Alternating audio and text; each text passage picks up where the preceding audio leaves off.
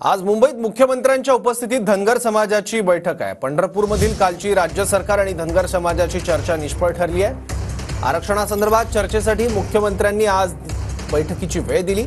आज दुपारी 3 वाजता सह्याद्री अतिथीगृहावर बैठक आहे। महाधिवक्ता देखील आजच्या बैठकीला उपस्थित असणार आहेत।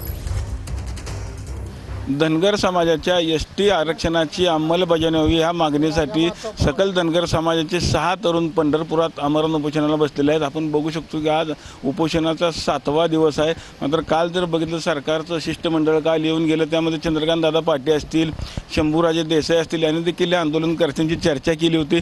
त्यातून कालची जी बैठक होती देखील निष्फळ ठरली होती। त्यानंतर मुख्यमंत्र्यांनी खरं तर फोन करून यांच्या तब्येतीची विचारपूस देखील केली होती। मात्र मुख्यमंत्र्यांनी आज सह्याद्री अतिथीगृह येथे दुपारी 2 वाजता खरं तर यांच्या शिष्टमंडळाबरोबर बैठकीचं आयोजन केलेलं आहे। काय तोडगा निघतो हे देखील पाहावं लागणार आहे। मात्र आज जर आपण बघितलं तर उपोषणकर्ते अजूनही खरं तर उपोषणाला बसलेले आपल्याला पाहायला मिळतात। काय सांगताल, दुपारी 2 वाजता बैठक आहे, तोडगा निघेल?